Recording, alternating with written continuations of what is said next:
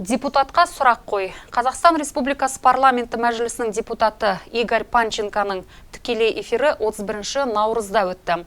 Инстаграм желісіндегі онлайн кездесуге рейдерліктер қатысты. Бұрынырақ мәжілісмен рейдерлік қалалық маслихаты хатшысы қызметін атқарған және қаланың мәселелерін, қажеттіліктерін жақсы біледі. Сайлаушылар пандемия кезінде қалыпты өмірге оралу үшін не істеліп жатқанын сұрады. Жерлесімізге рейдер тұрғындары көкейлерінде жүрген сауалдарын қоя алды.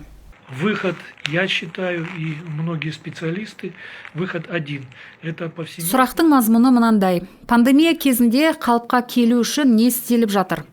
Менің ойым, екпе салу індетпен күресудің ең оңтайлы жолы. Екпе салу кампаниясы жүру керек. Қазіргі таңда медицина қызметкерлері екпе қабылдауда және екпе салдыру ерікті түрде жасалатынын ескере кетейін. Менің туған қалам Риддерде барлық медицина қызметкерлері екпе салдыртқанын білемін. Кезекте ұстаздар тұр, оларға да екпе салынады. Мен келесі аптаның соңында екпе салдыртамын деп жоспарлап отырмын. Және баршаңызды екпе салдыртуға шақырамын, өйткені басқа альтернатива жоқ. Риддер қаласынан мынандай сұрақ келіп түсіпті. Қаланың әлеуметтік осал топтарын баспанамен қамту үшін не жасалып жатыр? Менің білуімше 542 адам баспана кезегінде тұр, әлеуметтік осал санат ретінде.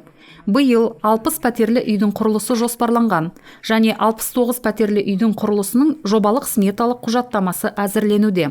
Кезек жылжиды деп ойлаймын. Келесі сұрақ. Риддерде кеңестік диагностикалық орталығына кезекті төмендету үшін не жоспарланған? Біріншіден, 500 келімді емхана салынады. Онан тыс, банктар мен тұрғындарға қызмет көрсету орталықтарының үлгісі бойынша электронды кезек жасақталады. Ең басты проблема медициналық кадрлардың тапшылығы. Бұл тез шешілетін іс емес, өкінішке орай, бірақ шешіліп жатыр. Жуық арада кеңестік диагностикалық орталығына кезек проблемасы шешілу тиіс деп есептеймін. Тағы бір сұрақ. Өскемен қаласына Козлушка тауын айналып өтетін тура жолдың құрылысы жоспарланған ба?